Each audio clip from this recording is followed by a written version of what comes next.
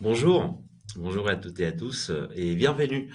On vous souhaite la bienvenue à cette rencontre virtuelle FLE, animée aujourd'hui par Madame Fanny Pia pour les adolescents, dont les titres est Intégrer les numériques pour dynamiser vos cours de FLE aux adolescents.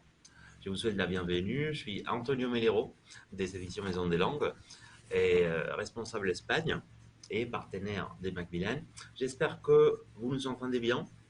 On espère que Internet sera avec nous cet après-midi et nous vous recommandons, si possible, d'avoir une connexion par câble ou bien d'être tout près de votre box, hein, si possible, justement pour garantir la meilleure transmission possible de ce webinaire.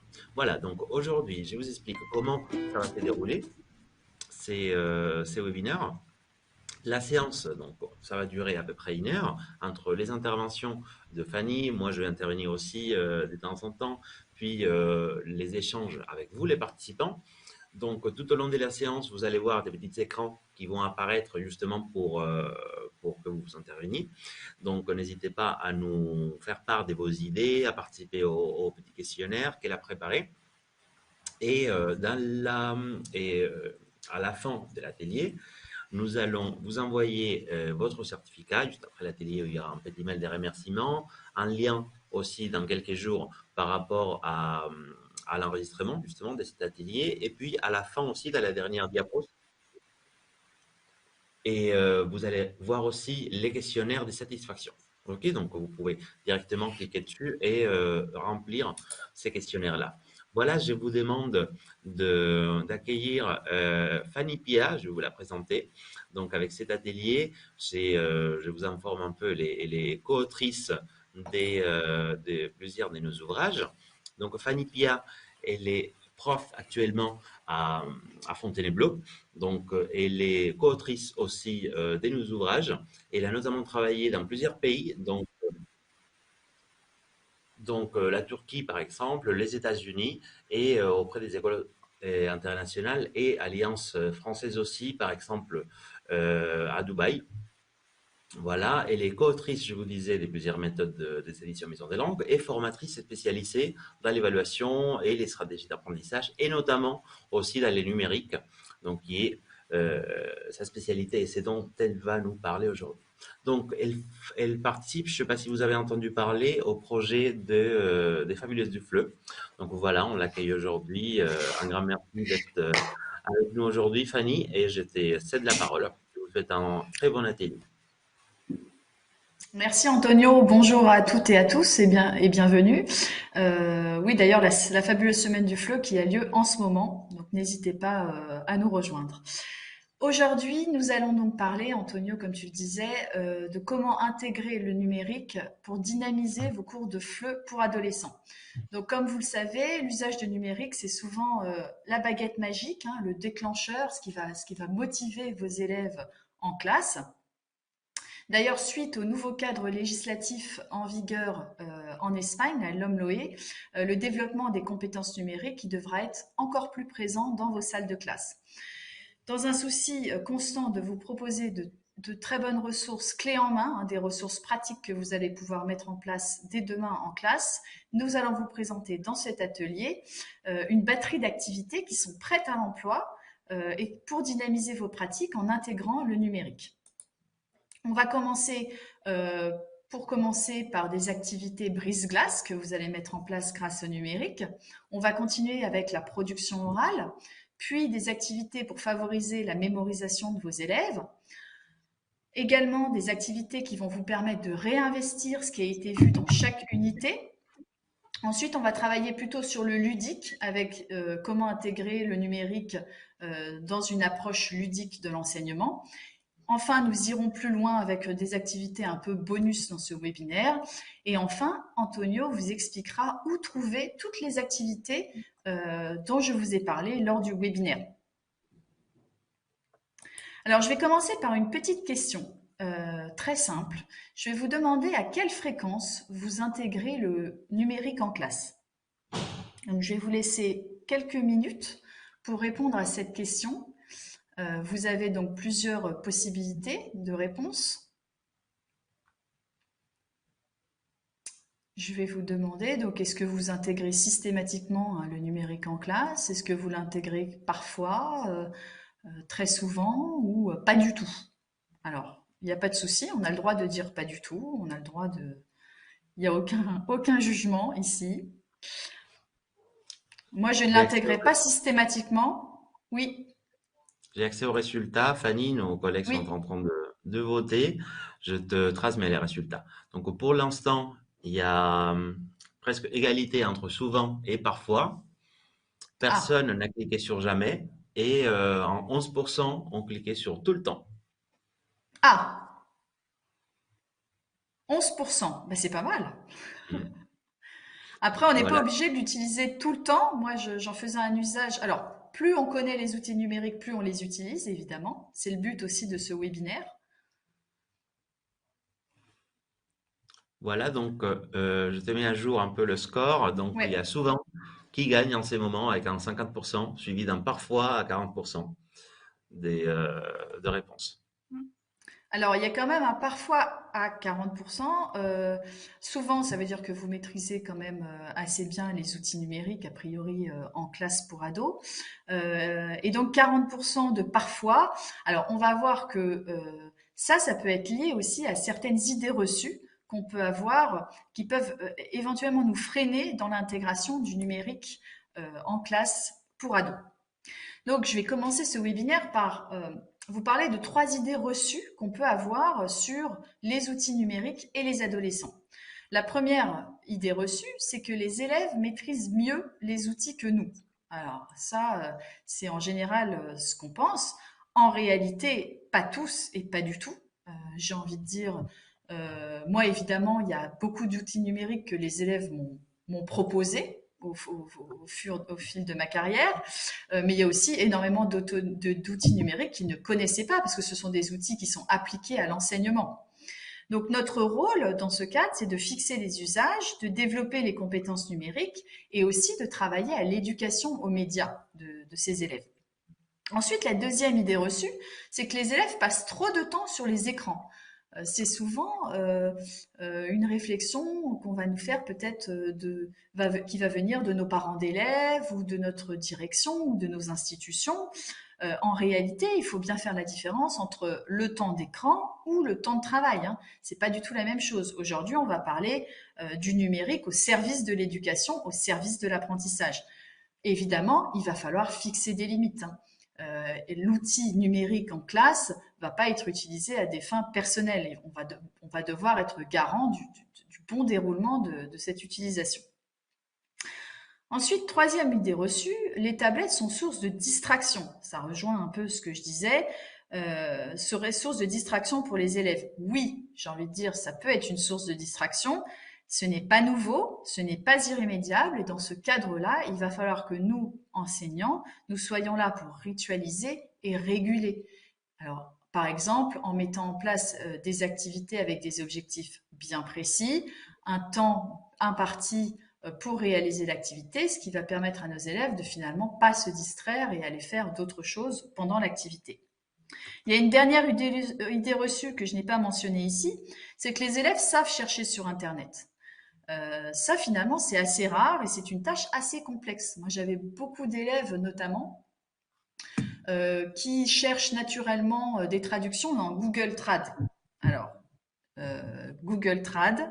Si on cherche certains mots, alors j'ai à l'idée le mot viande par exemple en anglais parce que mes élèves étaient anglophones. Si on cherche la traduction en français, ça ne correspond pas du tout à la traduction française. Donc je leur explique que Google Trad c'est pas forcément un outil qu'il faut utiliser, qu'on peut utiliser d'autres types de traducteurs comme DeepL, Lingui, Word Référence. Donc là, l'enseignant vraiment va aider l'élève à faire ses recherches sur Internet. Il n'est pas évident que l'élève sache chercher sur Internet. Alors aujourd'hui, on va vous parler des blogueurs. Donc je vous rappelle que la collection, c'est 5 livres sur 3 niveaux. Donc il y a 3 livres, les blogueurs 1, 3 et 5 qui sont disponibles actuellement. Et les autres blogueurs 2 et 4 seront disponibles en 2023, si je ne dis pas de bêtises. La collection, elle se compose du livre de l'élève, d'un guide pédagogique, d'un cahier d'exercice et également d'un accès numérique. Alors, pourquoi on parle des blogueurs dans cet atelier? Cette collection, elle est fondée sur l'approche actionnelle. Donc, il y a une grande importance accordée aux projets et aux tâches dans le livre et dans le guide pédagogique qui propose de nombreuses manières de mettre ces projets en place. Dans le guide pédagogique, on vous donne aussi une grande place pour le numérique parce qu'on vous donne plein de petites astuces pour adapter toutes les activités au numérique. Et donc, c'est ce dont nous allons parler ici. Alors voilà, ici, vous avez un extrait du guide pédagogique qui vous propose d'intégrer le numérique. Vous avez donc dans le guide pédagogique un extrait du mini-projet des vacances en Bretagne. On vous réexplique le mini-projet tel qu'il est présenté dans le livre de l'élève.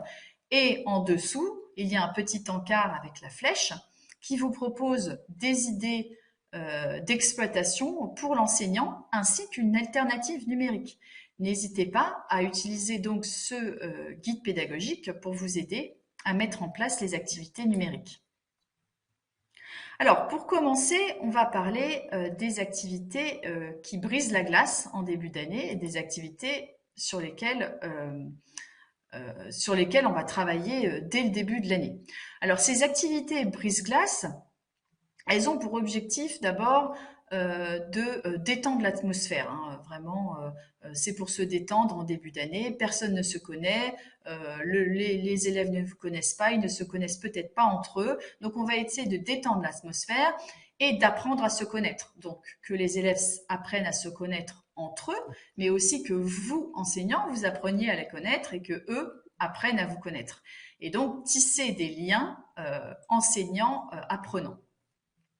Ensuite, ces activités elles vont permettre de renforcer la cohésion du groupe en encourageant également la participation active, la participation active des élèves et en favorisant leur expression orale. Enfin, il y a une dernière composante des activités brise-glace, c'est vraiment pour vous d'évaluer le niveau des apprenants en début d'année. Donc, on va voir que ces activités-là, elles sont très motivantes. On peut les faire en format papier, en format numérique. Et elles vont indéniablement motiver nos adolescents. Alors, la première activité que je vous propose, c'est de créer un poster de classe. Donc ça, c'est une activité qui est présente dès le niveau A1, mais on peut aussi tout à fait l'utiliser aussi en début d'année de niveau A2. C'est toujours important de faire un rappel sur les mots et expressions à utiliser en classe, de retravailler les structures, de retravailler l'orthographe et de réutiliser les mots nouveaux qui auront été vus donc dans cette unité 1 du niveau A1. Donc quand on va produire cette activité, si on veut le faire en papier, si on ne veut pas avoir de numérique, on va utiliser simplement poster, feutre, ciseaux, colle, tout simplement. Mais si on veut adapter cette tâche au numérique, on peut utiliser, comme vous le voyez ici sur la droite, Canva ou Pic-Collage. Donc, on va créer plusieurs petits groupes de 3 ou 4 élèves. Les apprenants de chaque groupe vont sélectionner des phrases utiles en classe, comme par exemple, comment dit-on ceci en français. Alors, DBRS, vous avez l'exemple en français, devoir, comment on prononce DBRS en français, etc., etc. Ensuite, on va créer une affiche. Donc là, je vous propose de créer une affiche sur Canva que j'ai créée moi-même à partir d'un template prédéfini sur Canva. Et ensuite, si on a réalisé la fiche papier, eh ben, on va probablement l'afficher dans les murs du couloir ou dans les murs de la classe pour rappel. Si on a réalisé la fiche sur Canva, on va pouvoir poster cette affiche sur un mur collaboratif type Padlet ou alors, pourquoi pas, un blog de classe. Donc voilà, ça c'est une première activité présente dans les blogueurs 1. Ensuite, deuxième type d'activité pour briser la glace, c'est se dessiner et se présenter. Donc là, on va travailler sur les dessins des élèves de la classe. L'objectif, c'est de créer un album artistique des élèves, de travailler l'orthographe et donc de réutiliser les mots nouveaux qui auront été appris sur la présentation. Les niveaux, tous, pareil. Moi, j'utilise ces activités en A1. Alors, en A1, on va seulement utiliser des formules très simples, mais en A2, on peut rajouter plein d'éléments à la présentation de l'élève. En A1, on va peut-être juste se focaliser sur le prénom et l'âge, et en A2, on va ajouter la description physique, la famille, les goûts, plein d'autres choses. Donc chaque élève va se dessiner lui-même avec un trait caractéristique. Il va se présenter devant la classe. Ensuite, on va ramasser, mélanger les papiers, tirer au sort et un élève va présenter son camarade à l'aide de il ou elle, à l'aide des prénoms il ou elle. Quand on veut adapter cette activité au numérique, vous voyez ici en bas à droite du mini-projet qu'on propose de créer un avatar en ligne. Donc, on peut très bien utiliser le site qui s'appelle Voki pour créer un avatar en ligne. Donc, au lieu de dessiner, on va créer ce petit avatar et les élèves vont devoir parler sur Voki. Ensuite, on va pouvoir poster les présentations sur Digipad, sur un Padlet, sur un blog, sur Siso. Je vais vous reparler de tous ces outils.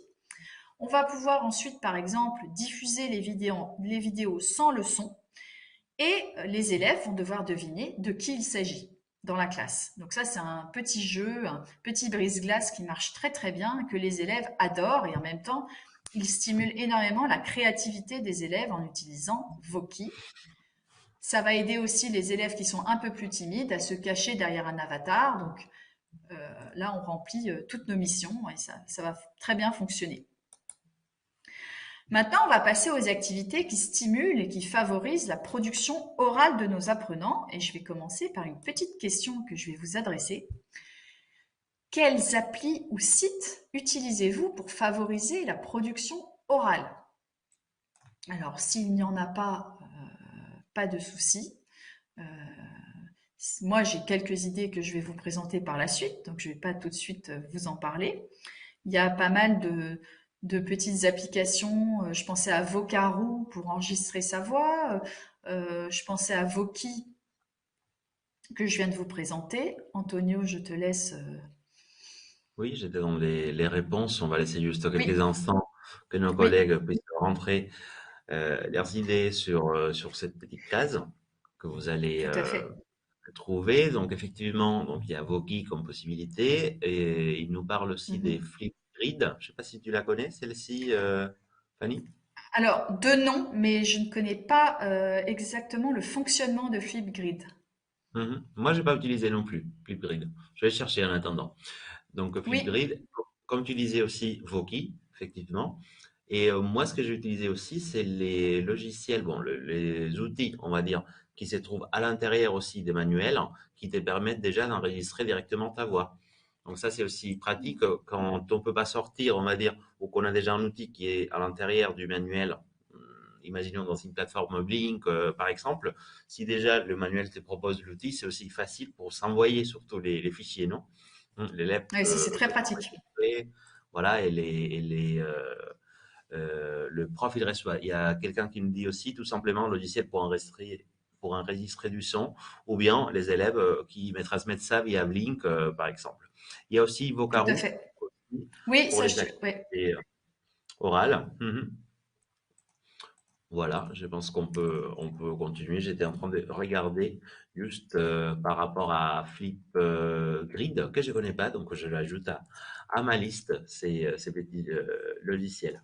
Voilà, c'est pour Ouais. l'éducation, apprenant, et ça permet aussi apparemment de faire de petites vidéos, Flipgrid. Oui, Ok, on clôture le sondage, je te laisse continuer, Fanny.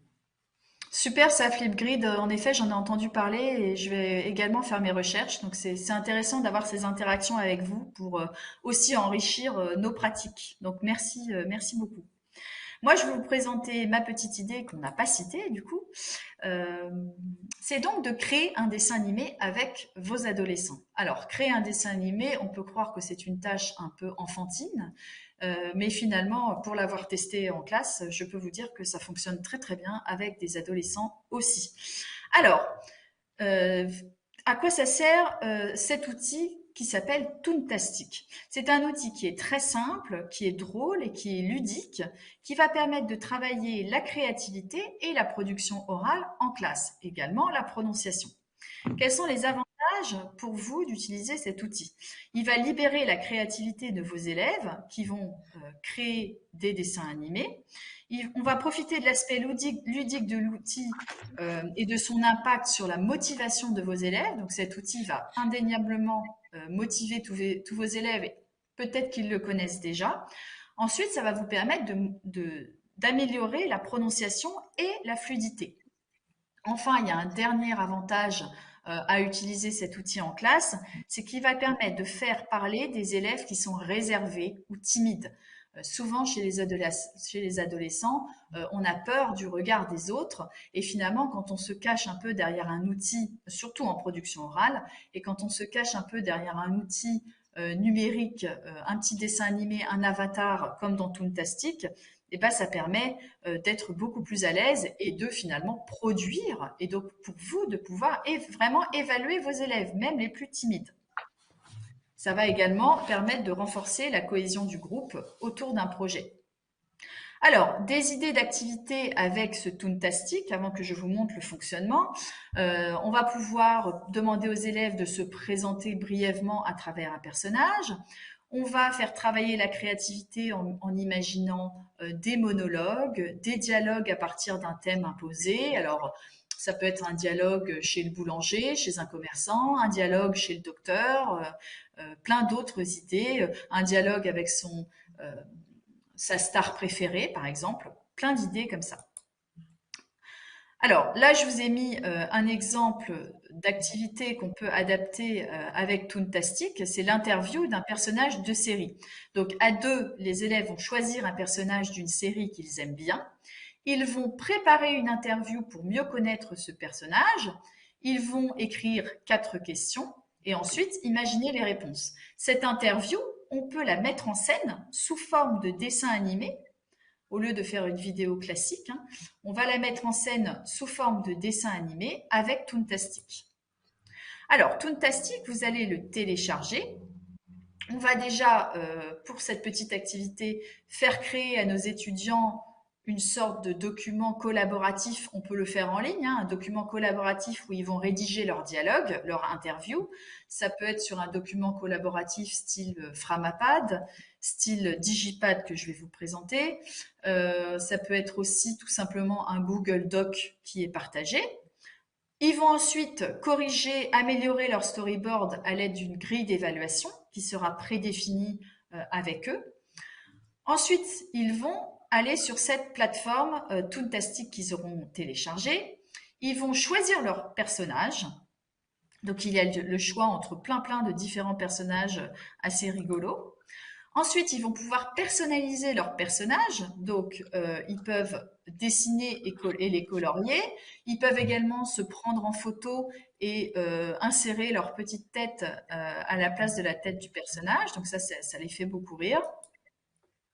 Ensuite, on va pouvoir choisir un décor, ce qui est quand même très sympathique, très ludique. On peut même choisir une salle de classe. Si on est chez le docteur, on va choisir le décor chez le docteur. Et puis plein d'autres décors, parfois un peu rigolo. Ensuite, on va choisir un format d'histoire. Donc, dans notre cas, on va choisir le format histoire courte. Et ensuite, une fois que les élèves auront choisi leur personnage, leur décor et leur titre d'histoire, ils vont pouvoir animer les personnages, animer leurs lèvres et parler, enregistrer leur voix sur le personnage. Donc, créer vraiment leur propre dessin animé. Donc ça, c'est une idée qui fonctionne très bien, avec les élèves, et vous allez voir que ça aura vraiment beaucoup de succès. Je vous conseille donc Toontastic.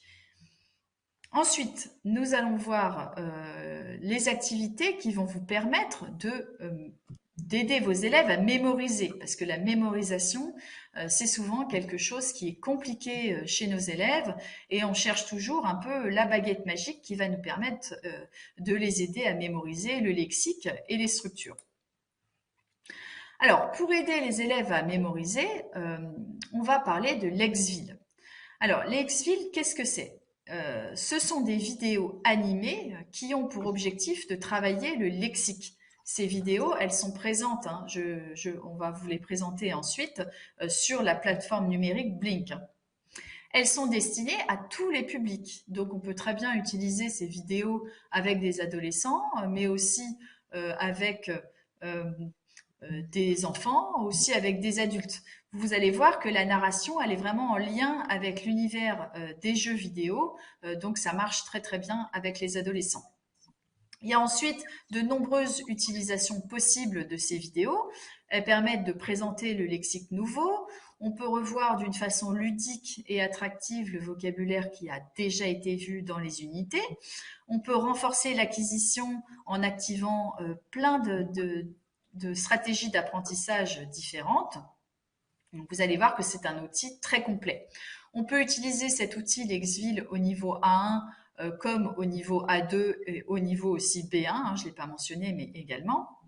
Ensuite, il y a un nombre limité de mots, environ une douzaine de mots ou d'expressions, pour que la charge cognitive ne soit pas trop importante et que ça permette à nos élèves de bien mémoriser les mots de lexique. Enfin, on a deux versions. Hein, je vais vous présenter là dans quelques instants les deux versions. Il y a une version avec prononciation et graphie et une présentation sans le son, seulement avec les images. Donc, je vous laisse visionner tout de suite la vidéo de Lexville.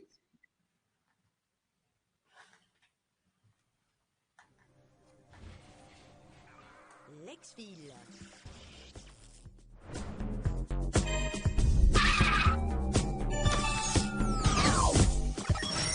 Les vêtements.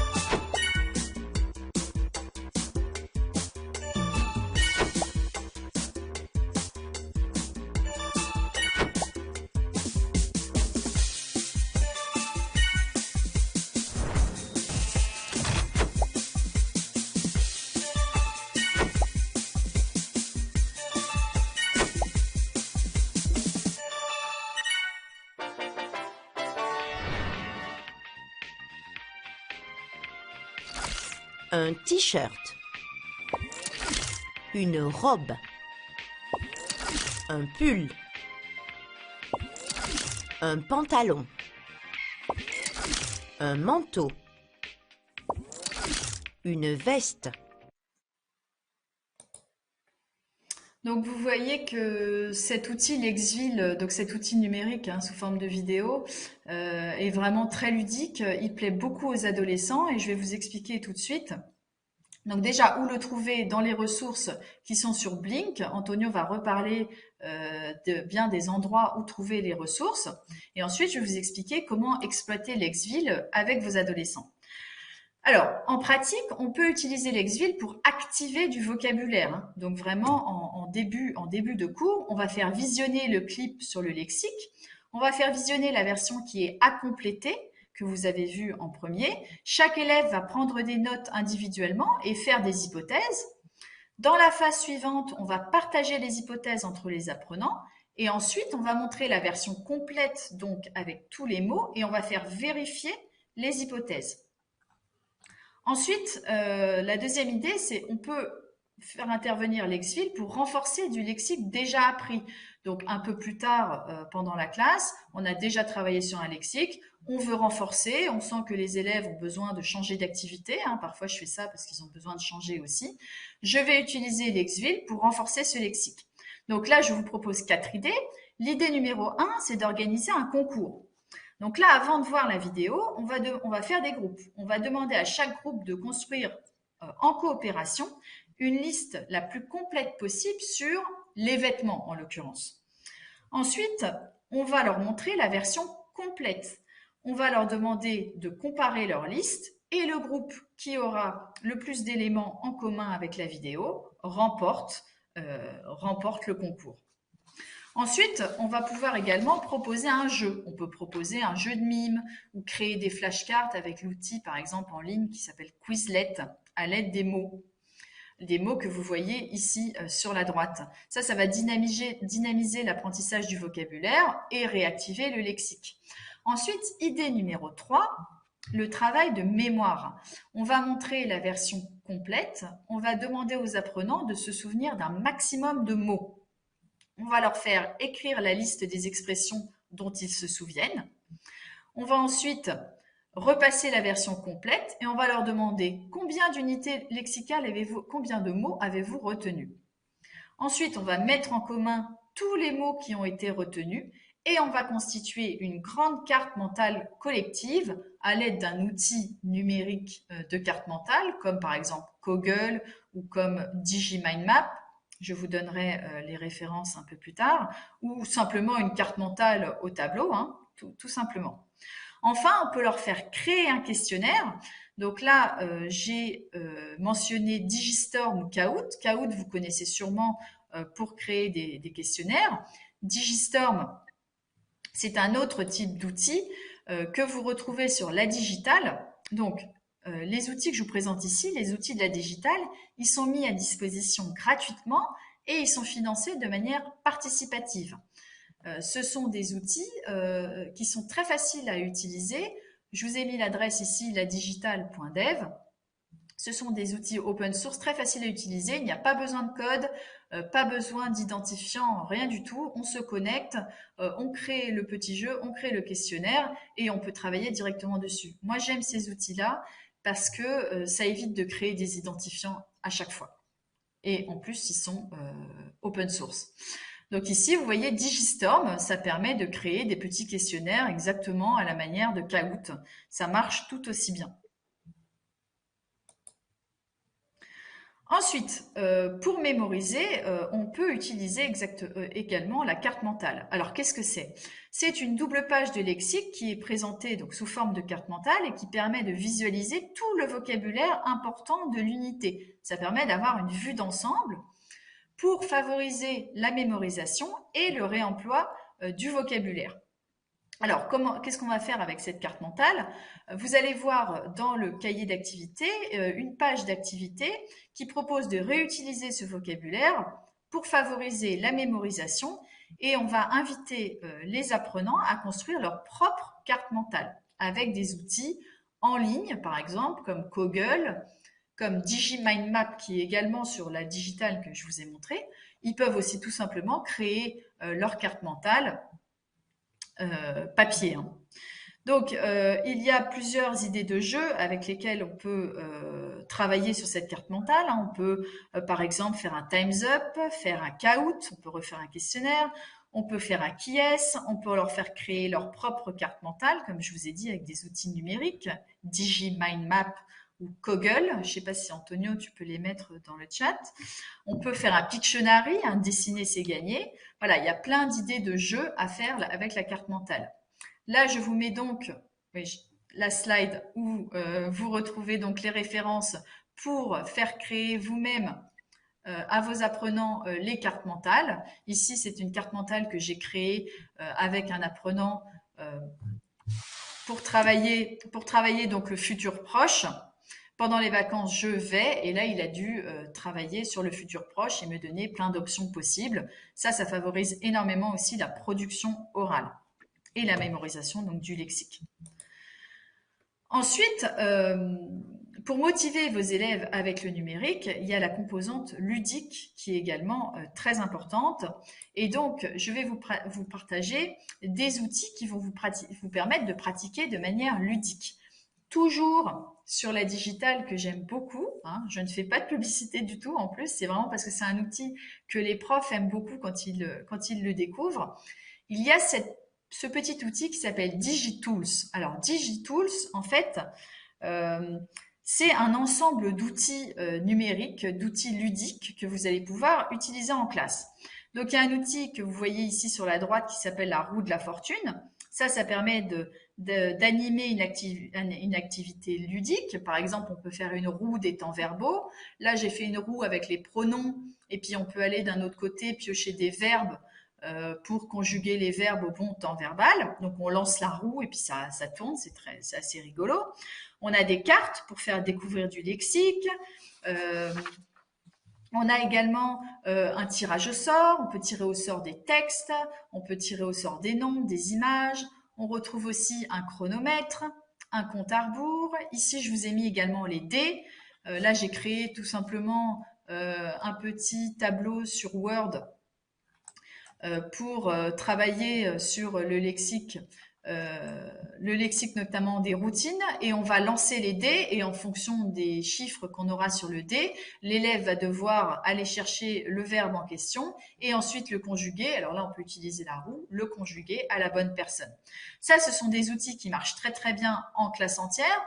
On peut aussi très bien se permettre de mettre les élèves en sous-groupe, en mini-groupe pour jouer avec tous ces outils, donc des DigiTools, qui sont également disponibles sur la digitale. Ensuite, je vais parler des activités qui permettent de réinvestir les structures qui auront été apprises lors de l'unité, les structures lexicales et grammaticales. Donc, on a deux types de projets qui vont permettre de réinvestir. On a d'abord les mini-projets. Les mini-projets qui sont plutôt à l'échelle de la leçon, hein, donc c'est des projets qui vont intervenir à la fin d'une leçon, des projets qui sont assez rapides à mettre en place. Ici, on a par exemple, et qui sont très ludiques, hein, ici on a par exemple le mime des loisirs qui arrive en fin de leçon sur les loisirs. Et on a également des projets qui, ceux-ci, arrivent en fin d'unité et qui vont permettre à l'élève de réemployer les ressources linguistiques acquises dans un contexte réel et de produire quelque chose qu'il va partager avec ses pairs. Beaucoup de projets sont réalisables en groupe. Ça va indéniablement motiver vos élèves. Pour chaque projet et mini-projet, vous avez un petit encart en bas ou en bas à droite qui propose une alternative numérique que vous allez pouvoir facilement mettre en place. Donc ici, je vous propose un mini-projet à mettre en pratique qui s'appelle « Bienvenue dans mon restaurant ». Donc d'abord, on va former des binômes. Ensuite, on va demander à nos élèves de rédiger un menu de restaurant francophone. Donc là, on peut utiliser très bien un outil comme Canva. Vous savez que sur Canva, il y a des templates tout prêts pour rédiger des menus, des menus avec 2 entrées, 2 plats, 2 desserts. Ensuite, l'étape numéro 3, ça va être de rédiger un dialogue au restaurant en utilisant ce menu. Ce dialogue, il peut être rédigé sur Digidoc, que je vais vous présenter. Donc, c'est un logiciel, un outil qui permet de rédiger en même temps sur le même document. Hein, c'est un document partagé. Et ensuite, pourquoi pas jouer la scène devant la classe, mais aussi tout à fait possible sur Toontastic, comme je vous l'avais présenté. Alors, comment on va créer ce Digidoc, ce document collaboratif qui va permettre de rédiger les dialogues? Il suffit d'aller une nouvelle fois sur ladigital.dev. Vous allez sur l'onglet Digidoc et ensuite s'ouvre une fenêtre et vous allez voir que chaque collaborateur va pouvoir écrire, hein, donc ça va favoriser l'écriture créative. On peut rédiger des histoires à plusieurs mains, on peut développer un schéma narratif, on peut faire de la prise de notes collaborative, ça peut être un outil de travail commun entre les apprenants. Donc là, c'est parfait dans le cas de l'écriture de dialogue. Chaque intervenant a une couleur bien spécifique pour rédiger. Et vous, enseignants, avec le lien, vous pouvez intervenir sur le DigiDoc de vos apprenants pour voir comment ça se passe et éventuellement corriger les erreurs ou les aider. Alors ensuite, un exemple de projet final qui ressemble, qui est un peu dans la droite lignée du mini-projet que je vous ai proposé. Les compétences travaillées ici, c'est la production écrite et la production orale. Il va falloir créer un menu autour d'une même couleur. Donc, on va attribuer une couleur à chaque groupe d'apprenants qu'on aura constitué. Ensuite, ils vont aller faire une recherche. Ils vont ensuite constituer une affiche. Donc là, je vous montrais une affiche sur Canva et la décorer. Puis, ils vont présenter devant la classe. Alors, on va leur demander quels sont les plats, d'où viennent-ils, quels sont les ingrédients qu'ils ont choisis dans leur menu. Et on va veiller à une répartition du temps équitable. Donc ça, c'est un projet final qui peut être réalisé sur Canva et qui est extrait des Blogueurs 1. Alors, pour aller plus loin, je vais vous présenter encore 2 types d'activités qui peuvent être mis en place à l'aide des outils numériques. Donc, premier outil qui est très, très, très rigolo, c'est Madlips. Alors, Madlips, c'est un outil qui va favoriser la production orale et la prononciation de vos apprenants. C'est encore le même système un peu les mêmes avantages que Toontastic. Ça va permettre aux élèves les plus réservés de s'exprimer. C'est un outil qui permet de faire des doublages à partir de vidéos très courtes et de toutes sortes. Donc, quels sont les avantages pour la classe de cet outil, Madlips? C'est d'encourager la production orale individuelle et en groupe. On va profiter aussi de l'aspect ludique de l'outil et de son impact sur la motivation des apprenants. Vous allez voir que tout de suite, vous allez créer une motivation incroyable. Ensuite, ça va permettre d'améliorer la fluidité et la prononciation de vos apprenants. Donc ici, je vous ai mis une idée d'activité, présenter une célébrité. On peut très bien reprendre une interview d'une célébrité et la doubler avec Madlips. Ça fonctionne très bien. Donc les activités qu'on peut faire avec Madlips, c'est par exemple doubler des extraits de films, doubler ici une interview, une série, une émission de télé. On peut également changer les paroles d'une chanson. On peut parodier des personnes célèbres. On peut imaginer une nouvelle scène à partir d'un extrait vidéo. On peut également se présenter brièvement à partir d'une interview d'un personnage qu'on aime bien. Donc, on peut très bien se présenter à travers un personnage célèbre. Ça va permettre vraiment de travailler la créativité de vos élèves et de susciter leur motivation. Et ça marche très, très bien en classe. Ensuite, deuxième type d'activité, c'est de créer un nuage de mots. Alors ici, c'est une activité qui peut intervenir également en début d'année quand on parle des mots français. On peut créer un abécédaire de la France pour la classe, puis un nuage de mots. Ça peut se faire au niveau A1, mais également au niveau A2. Donc ce nuage de mots, il peut être fait à partir de Canva et ou de DigiWord. Donc Canva, ça va être pour créer un abécédaire. Donc on va créer un joli abécédaire sur Canva. Et sur DigiWords, on va créer un nuage de mots. Donc en petits groupes, on va faire une liste de mots qu'on associe à la France. Donc je sais pas, Paris, quiche ici, Tour Eiffel, fromage, voilà. On va comparer la liste avec celle des autres groupes. Et on va créer un alphabet des mots qui représentent la France. On peut également faire ce nuage de mots comme proposé ici dans l'alternative numérique. Pour créer ce nuage de mots, encore une fois, moi je vous propose toujours l'alternative gratuite qui est celle de la digitale. On a un petit onglet DigiWords pour le nuage de mots et là on va pouvoir rentrer les mots, rentrer tous les mots qu'on va vouloir intégrer, leur fréquence et ensuite ça va automatiquement nous générer un nuage de mots. Antonio, je te laisse la parole pour nous dire où trouver toutes ces ressources.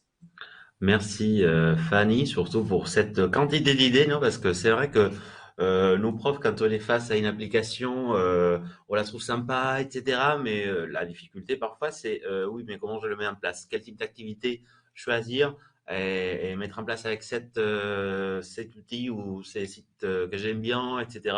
Voilà, nous aussi, d'ailleurs, on met à disposition des profs aussi des petits tutoriels, justement avec ça, non? Avec les avantages, les inconvénients, si c'est payant, s'il faut s'inscrire. Et voilà, tous ces critères aussi qui nous font nous décider, on va dire, sur une application ou bien une autre. Moi, je vais juste prendre quelques petites minutes pour vous expliquer où trouver toutes ces activités dont Fanny nous parlait. Donc, c'est vrai qu'on a déjà un peu parlé de la collection dont, les bloggers. Donc, c'est une toute nouvelle collection qu'on a lancée cette année pour l'Espagne. Et d'ailleurs, je vous présente ici les couvertures des livres de l'élève. Donc, vous avez les niveaux 1, 3, 5 qui sortent cette année. D'ailleurs, le niveau 1 et le niveau 3, vous les avez déjà en papier, livre de l'élève et cahier. Et pour le niveau 5, donc il est à l'imprimerie, donc il faut juste attendre 2 petites semaines pour l'avoir en papier. Donc, c'est une collection qu'on a lancée dont la base est la francophonie, d'ailleurs, parce que ça marche bien et on a trouvé un grand succès avec d'autres collections comme les reporters, par exemple, du fonds pédagogique aussi des éditions Maison de Langue. Et on part aussi sur une même base des mi-niveaux. Donc, on va trouver les niveaux A1.1 pour le bloggers 1, les niveaux A2.1 pour le niveau 3 bloggers et le niveau 5. Il est un peu plus long et il couvre tous les niveaux B1. Ok, donc si on part sur 6 unités pour les bloggers 1 et 3, on va partir sur 8 unités pour bloggers 5. Donc, on lance cette année les niveaux ampères et l'année prochaine, donc on aura les niveaux 2 et les niveaux 4, comme vous a déjà un peu parlé Fanny tout à l'heure. Voilà, donc je vous présente également les cahiers d'activité et petite surprise, avec les cahiers d'activité, vous allez avoir une lecture gratuite incluse en papier. Donc vous allez acheter le cahier d'activité, vos élèves peuvent acheter un cahier d'activité en papier et la lecture, elle est directement intégrée à l'intérieur. Donc un petit manuel à côté dans son pack. Donc livre et cahier, comme je vous disais, du niveau 1 et 3, déjà disponible.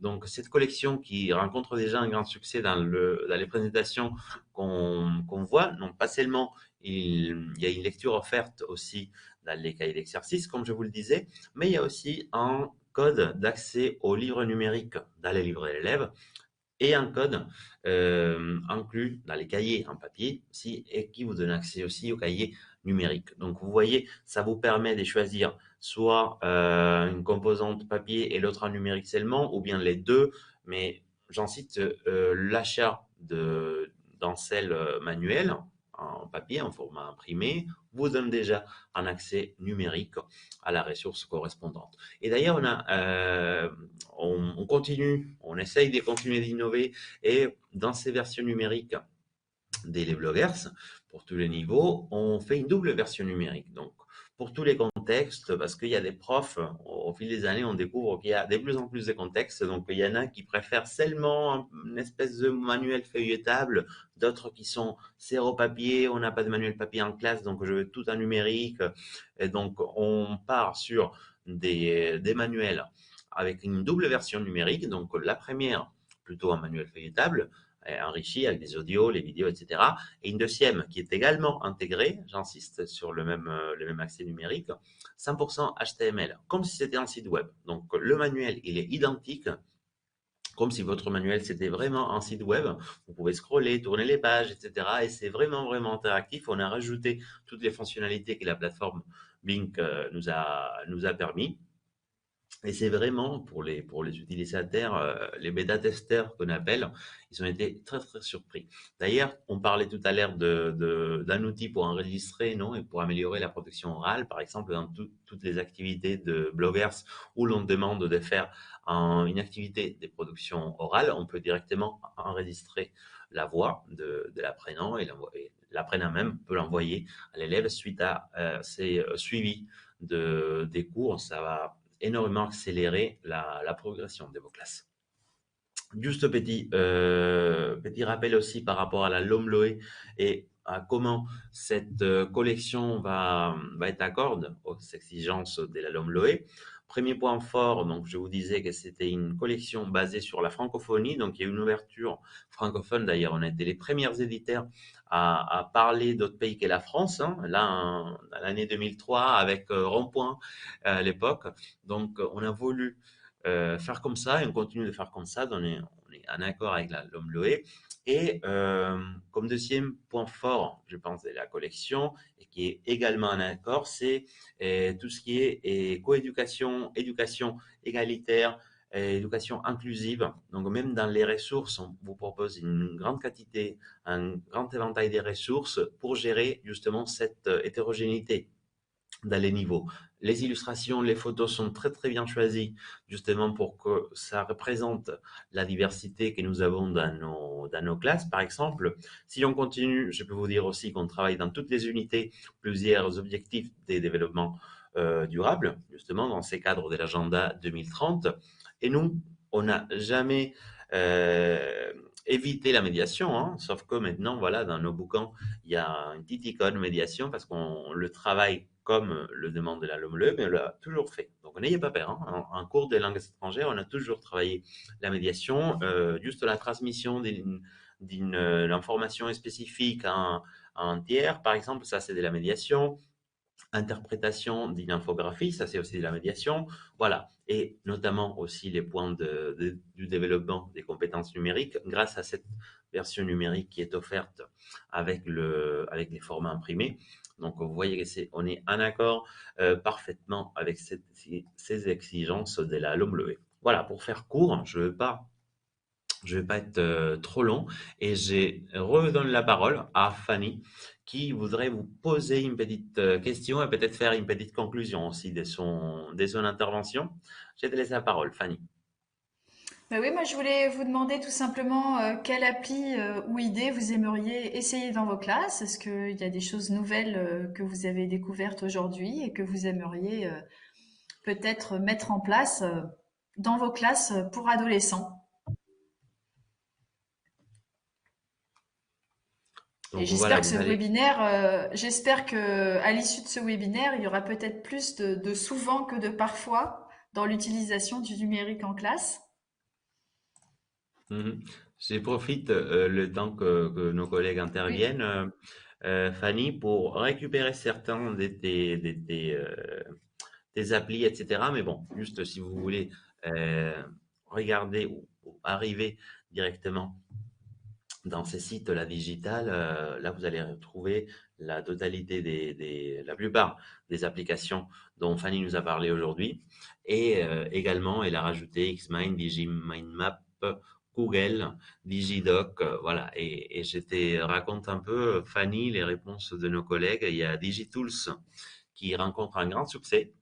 Voilà, Ah, parmi les applications qui voudraient essayer en classe. Toontastic aussi, ça apparaît pas mal des fois dans les réponses de nos collègues. Madlips aussi rencontre un grand succès. Voilà, Canva, Framapad. Framapad, t'en as parlé aujourd'hui, Fanny, Framapad, c'est... oui, j'en ai parlé Oui, mais c'est en fait c'est la même chose que Digidoc, hein. C'est le même Mhm. principe Framapad, oui. Voilà, c'est juste pour partager. C'est un document partagé en document de texte, non? On va dire. Oui, Partagé. Mhm. exactement, un document collaboratif. Mhm. Voilà, donc DigiTools aussi qui rencontre un grand succès.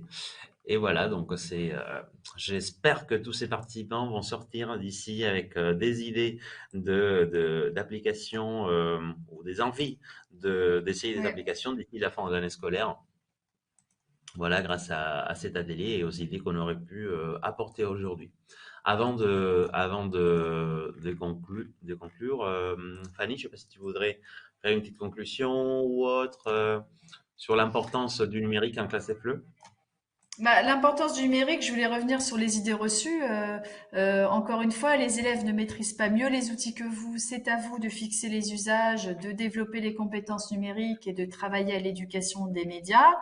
Les tablettes, les outils numériques ne sont pas seulement pas uniquement source de distraction, c'est aussi votre rôle de réguler et de ritualiser leur utilisation et de fixer des limites, hein.